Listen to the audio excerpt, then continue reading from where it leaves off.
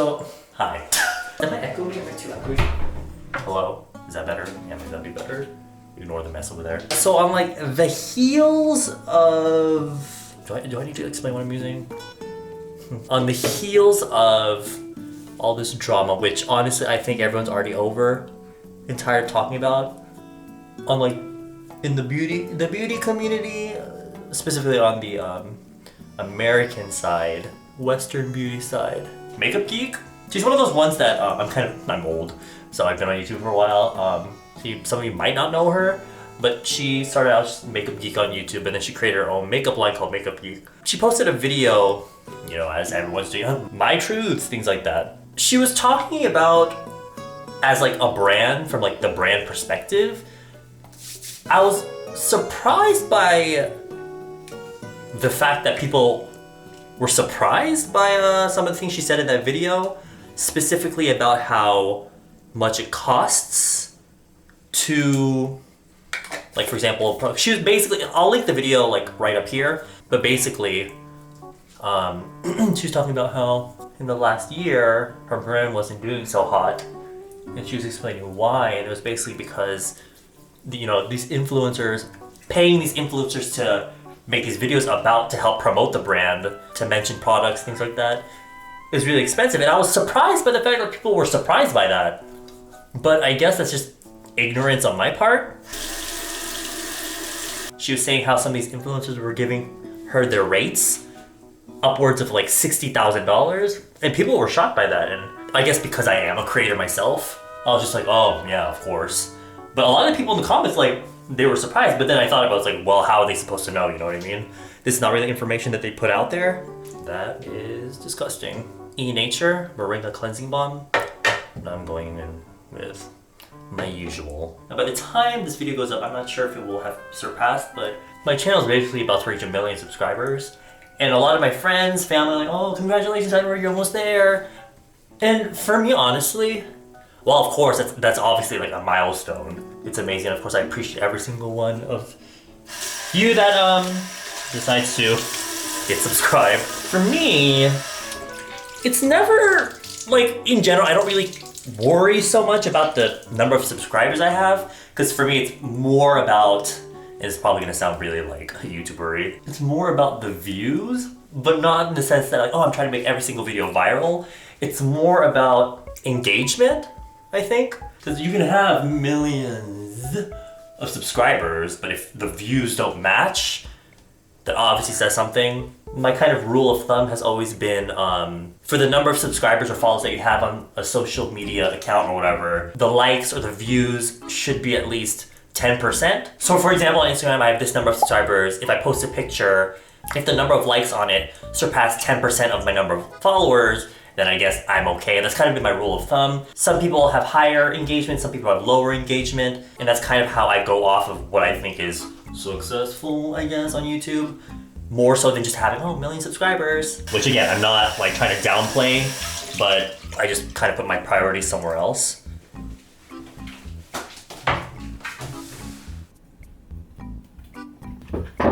I'm pretty grateful that my engagement is it's all right. It's not too bad, especially with, you know, YouTube having constantly changing their formula or whatever, and having like a solid base of viewers that continue to watch my videos. I'm doing pretty well. I have so many things going through my mind. I don't know what order I'm supposed to be talking about these things in.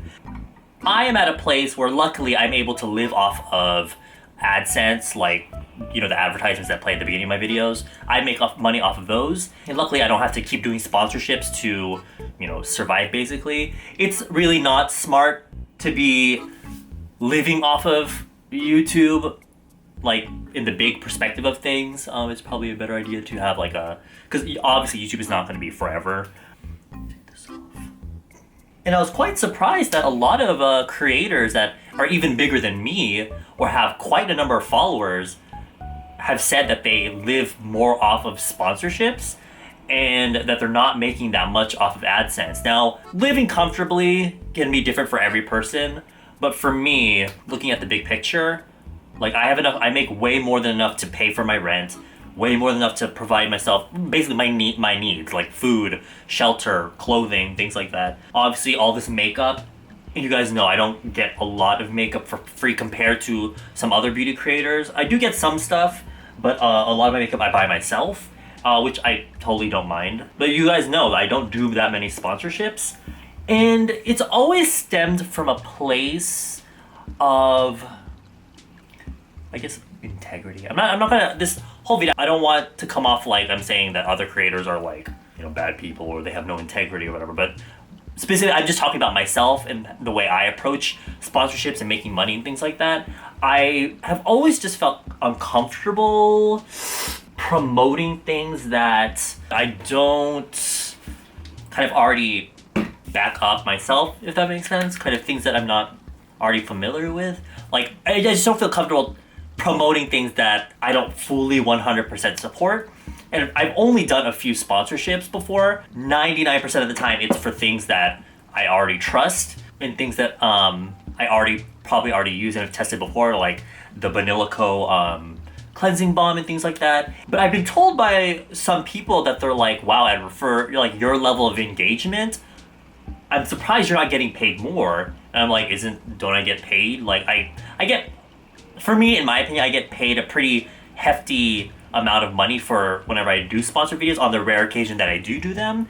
But I've been told many times that like for the amount of engagement that you're getting, you should be getting paid way, way more. So when Makeup Bee was talking about like $20,000 per Instagram post and $60,000 for a video, I was like, yeah, I've heard those numbers before, but a lot of people have never heard that before. And it really goes to show you that there's a lot of stuff that goes on in the beauty community that a lot of people don't know. And even for me though, I was so surprised that these companies are paying some of these influencers this amount of money for just like posting one picture. And again, I'm not trying to be shady or anything. I'm not trying to be like on my high horse or whatever. But these people that have even more followers than me sometimes, but don't have as high of an engagement, from the brand's perspective, I feel like it's kind of a huge risk when it comes to money. Because like if you're paying someone $20,000 to post one picture where it's like, hashtag ad, I've been loving this like whatever lipstick, are you gonna make $20,000 back?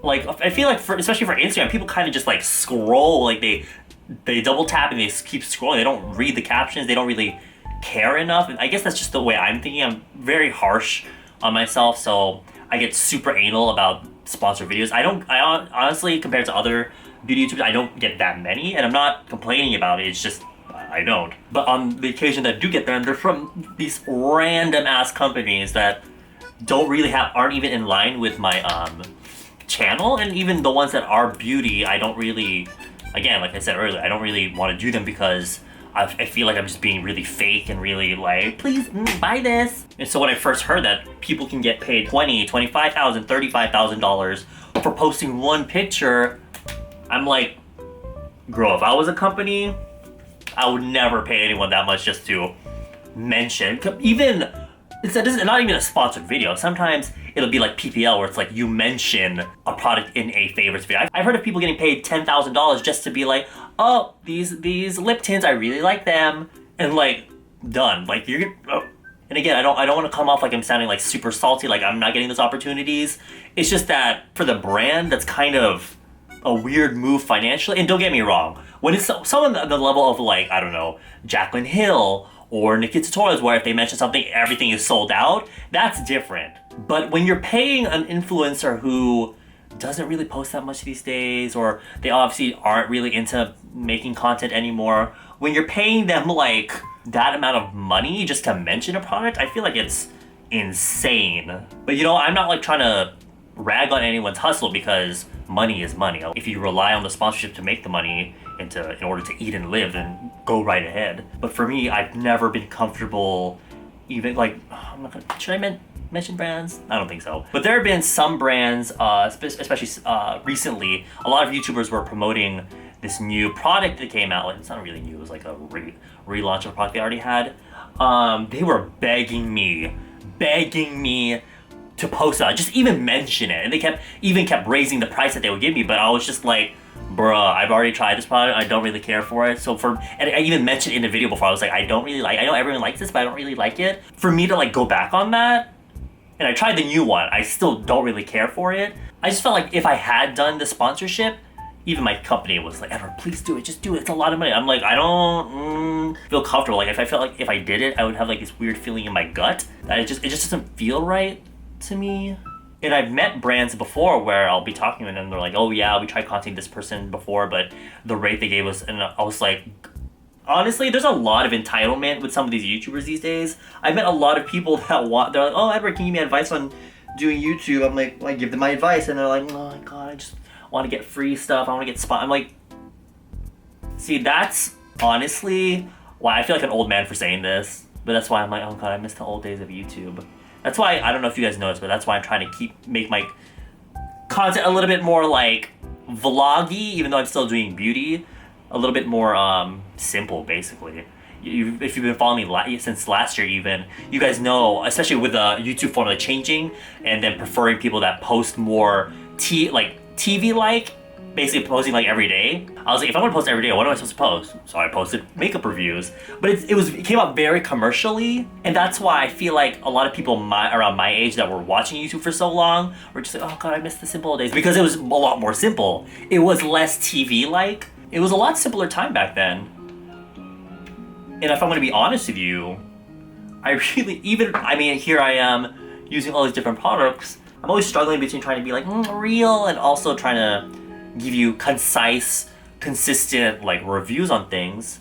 Like, I overwhelmed even myself with all these new products. Whenever I see a new product, I'm like, gotta test it, gotta review it. And it seems very like, I feel like some kind of like home shopping network, but I have to actually try the products. And I kind of miss the times where it would just be like watching a beauty YouTuber where they're just like going through their regular routine. And I'm not saying there aren't YouTubers like this. There are a lot of creators like this, but it's almost like it became like this, where you have like the top YouTubers, but then you've got all these small creators like struggling. That might sound weird for me to say because I am quite successful on YouTube, but I miss that sense of like watching a YouTuber and just seeing, oh, what are they using? And then just the fact that, because I've been watching their videos for so long, or whatever, I'll be really interested in the products that they're using. And I'm like, oh, I want to try that out. Even if like, even if they don't really give that much of a review, when they're kind of like, oh, I've just been really using this a lot, it's really helped my acne, or and they're finished. But here I am, I feel like I'm trying to be so like, which is great. There are lots of YouTubers that give you like the full rundown on products, ingredients, formulas, and all that stuff. And I think I was trying too hard to be that. I'm trying to like, usually this is a lot simpler, but I'm trying to add more just to continue talking. This is the stuff I use on a regular basis anyway. And this is probably gonna be super ironic because, I always talk about products and I'm always listing things down below with my affiliated links. But you guys know I never push products on people. I'll talk highly about products, I'll talk about my honest opinion about products, but it's always just been like, yeah, the links are down below, but only if you are interested in checking them out. But for a lot of beauty YouTubers or people that want to start, beauty channels, it's all about trying to find products that you can link and make money off of. It's created this sort of environment of where it's just like losing its personality and losing its humanness in a way, where it's like, what's the original purpose of YouTube? YouTube, going to this platform where we can watch real people just talking about product in a very real way. And I'm not saying that like, these top YouTubers are fake or anything. I just feel like it lost that sort of personal touch in a way.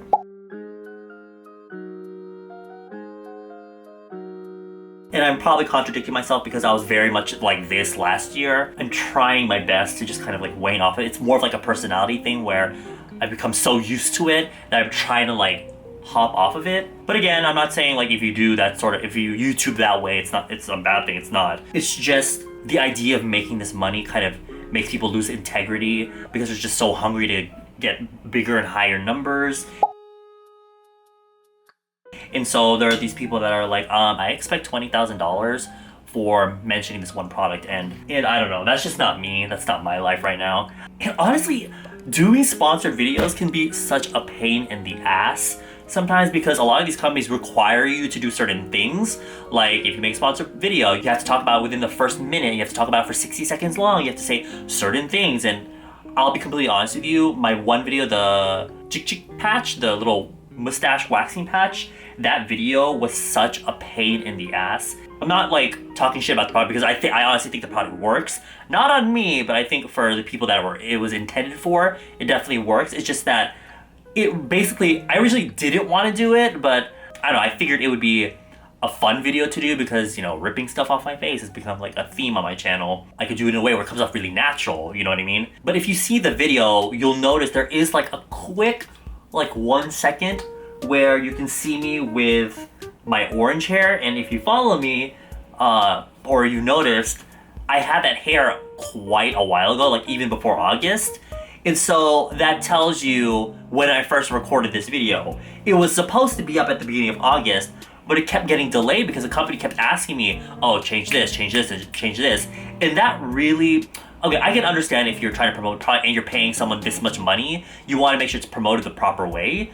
But it got to the point where they literally told me the first edit of the video, which I thought was hilarious. And I still felt like it would have sold the product to people because I was very honest in that video. I didn't say necessarily negative things, it's just like, oh, like this didn't work out, but it will work out for this or whatever. But I sent that first draft to the company and they were like, first of all, it wasn't very Eddie-suro. It wasn't very like Edwardy. It wasn't very Eddie-like. And I was just like, what do you mean? They're basically like, you were kind of boring. But at the time of the filming of the video, I just woke up because I obviously didn't want to wear new makeup before I used the product, right? So I was like, but that's just how, in a lot of my videos, I'm like that. It really goes to show you that they probably don't watch all my videos. And that's another thing is that all these companies are like, love your videos, sweetie, but it's like, you don't fucking watch my videos because they'll say things where it's obvious that they don't watch any of them. They're just interested in trying to find people to promote their products to or with. And literally, I'm not even joking you, that video went through like 4 different versions before they were okay with it.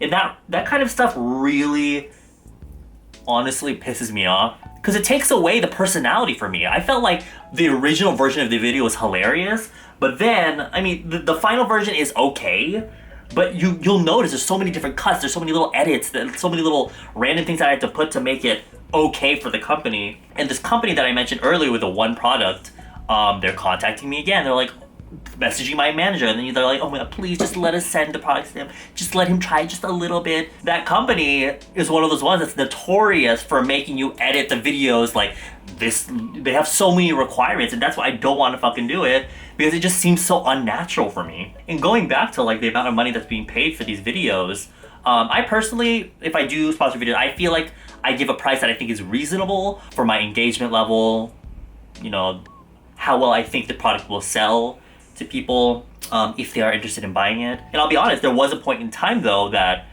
when I was told like you probably should be getting paid more, I almost became a little bit salty where I was just like, geez, like I get good views and I get good engagement. Why aren't they offering me anything higher? But luckily I like think about it and like I come to terms with the fact that, you know, I try to maintain some level of, I keep saying integrity, like anyone that isn't like me doesn't have any, but it's not the case. I hope it's not coming off that way. I don't know. I do appreciate, of course, whenever I do get free products and stuff, but a little bit of part of me almost feels like I'm obligated to talk really nice about these products, even if I'm not getting paid. And again, I don't have to get paid for these things. Like even when Pony Effect sent me stuff, I was so fucking grateful, and I was happy to promote the products because I love Pony Effect.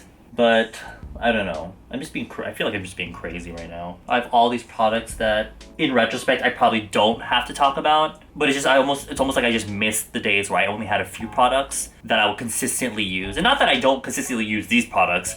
It's just that I got into that mindset of like, you have to try different things all the time because you're a beauty YouTuber. It became very, became very commercial. It's like, I have so much stuff that I'm literally giving these stuff to my friends now because I just have way too many. And in a sense, it's like the more I talk about too many products, people just get overwhelmed by like, oh, what do I buy? And I'm not saying you need to buy anything. It's just that I feel like if I was watching a beauty YouTuber because I trusted their opinion, it gets confusing because there's just so many products out there. I don't know what the point of this video was.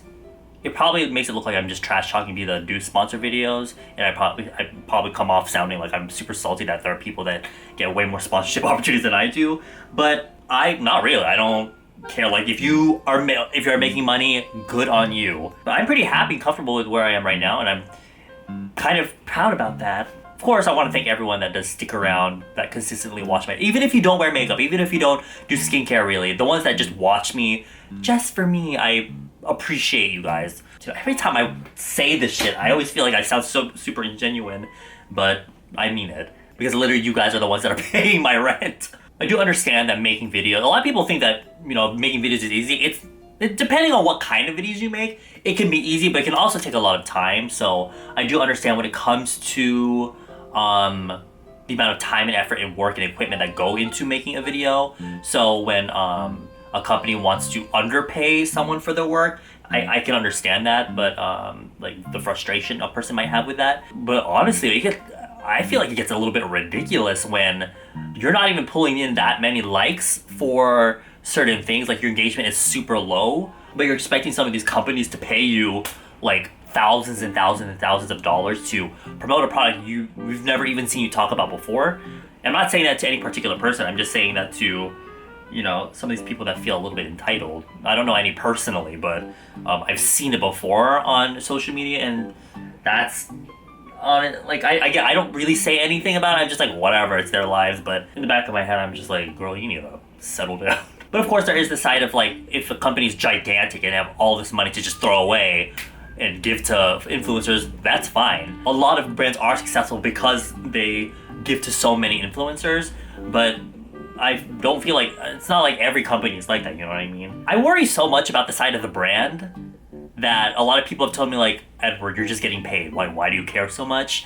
But I don't know. I just feel like it looks bad on me if like a company's paying me X amount of money to make a sponsored video, but then nobody really purchases it, or they don't really make that money back. It just eats away at my own consciousness, I guess. And that's why I don't do a lot of sponsored videos, because I feel like if the response isn't that good, then the company's looking at me like, oh god, like why do you waste our money on this bitch? And yeah, it doesn't really matter because whatever, I promoted them to my audience and, you know, they're paying me, but I guess that's just like an internal thing that I have to deal with. But also I do think about how I come off if I'm promoting this product super obvious and really like fake in a way. That's another side of it. I don't know. Anyway, I hope you guys have a good night, day, whatever. I'm gonna go to bed.